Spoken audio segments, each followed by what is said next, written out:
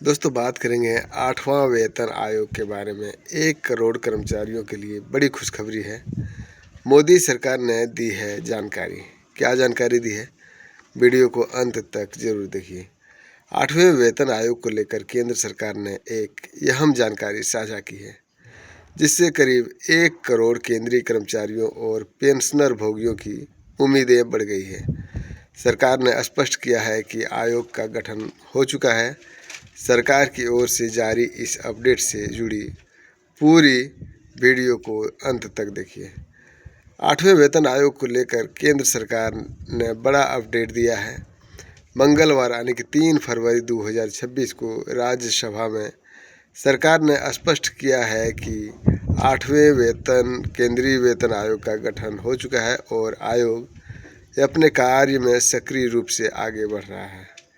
राज्यसभा सांसद जावेद अली खान के सवाल के लिखित जवाब में वित्त राज्य मंत्री पंकज चौधरी ने बताया कि सरकार ने 3 नवंबर 2025 को ही 8वें वेतन आयोग के गठन और उसके टर्म्स ऑफ रेफरेंस को अधिसूचित कर दिया था। सरकार ने क्या कहा? सरकार ने यह भी साफ किया है कि 8वां वेतन आयोग अपने गठन की तारीख से 18 महीने के भीतर अपनी सिफारिशें प्रस्तुत करेगा। इसका मतलब है कि केंद्रीय कर्मचारियों और पेंशनर भोगियों को अभी कुछ समय तक इंतजार करना पड़ेगा। आयोग को केंद्र सरकार के कर्मचारियों के वेतन, भत्तों और पेंशन से जुड़ी सभी पहलुओं पर सुझाव देने की जिम्मेवारी सौंपी गई है। माना जा रहा है कि सिफारिशें लागू होने के बाद लाखों केंद्रीय कर्मचारियों और सेवानिवृत्त कर्मियों की सैलरी और पेंशन में बदलाव देखने को मिल सकता है। पेंशन पर सरकार का क्या जवाब था? पेंशन से जुड़े एक अन्य सवाल पर सरकार ने स्पष्ट किया कि पेंशन भोगियों के साथ रिटायरमेंट की तारीख के आधार पर किसी तरह का भेदभाव नहीं किया जाएगा। वित्त राज्य मंत्री ने बताया कि केंद्र सरकार के कर्मचारियों की pension central civil services pension rule 2021 और अन्य लागू नियमों के तहत दी जाती है। साथ ही यह भी स्पष्ट किया कि फाइनेंस एक्ट 2025 में ने मौजूदा पेंशन नियमों को वैधता प्रदान की है और इसमें सिविल या डिफेंस पेंशन में कोई बदलाव नहीं किया गया है। जारी हुई नई वैकेंसी। इससे पहले जनवरी महीने में सरकार की ओर से यह जानकारी दी गई थी कि 8वें वेतन आयोग के लिए कार्यालय की व्यवस्था कर दी गई है। इसके साथ ही आयोग ने स्टाफ की नियुक्ति के लिए नई वैकेंसी भी जारी की गई है। इन सभी कदमों से यह साफ हो गया है कि 8वें वेतन आयोग अब धीरे धीरे पूरी तरह सक्रिय हो रहा है। आने वाले समय में इसके कामकाज से जुड़े और भी अपडेट सामने आने की संभावना है, जिस पर केंद्र सरकार के कर्मचारी और पेंशनर भोगियों की नज़र बनी हुई है।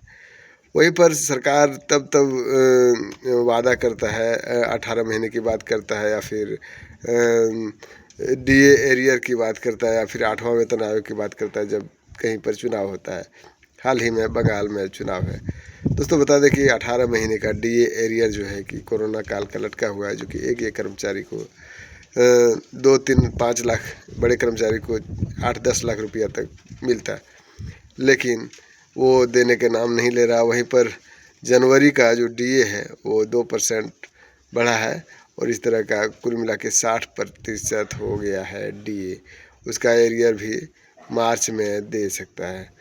वहीं पर बात करें कर्मचारियों का जो है लेवल 1 से लेके 18 तक रहता है। उसका फिटमैन फैक्टर 3.68 से निचले स्तर तक 1.3 रहने की 1.9 तक रहने की उम्मीद है। वहीं पर जो है कि फिटमैन फैक्टर देखते हैं कि कितना लागू होता है। और बात करें बड़े बड़े मीडिया चैनल की, तो वो चुप्पी साधे हुए रहता है। मैं समझता हूँ कि आज तक का अंजना ओम कश्यप, श्वेता सिंह, चित्रा त्रिपाठी, नेहा गौतम, सईद अंसारी, इंडिया टीवी का रवीश कुमार, प्रणव प्रसून वाजपेयी, संदीप चौधरी, सुधीर चौधरी, इन लोगों ने कभी कर्मचारियों के हित में आवाज़ नहीं उठाया है। ये लोग चुप्पी साधे हुए रहता है। मैं समझता हूँ कि कर्मचारियों के हित में आवाज़ उठानी चाहिए। इसकी आवाज़ सरकार के कानों तक पहुँचती है। आप क्या सोचते हैं? कमेंट करके जरूर बताइए। वीडियो अच्छा लगे तो लाइक शेयर और सब्सक्राइब करिए। ये ब्रेकिंग न्यूज़ था, अभी तुरंत का न्यूज़ था।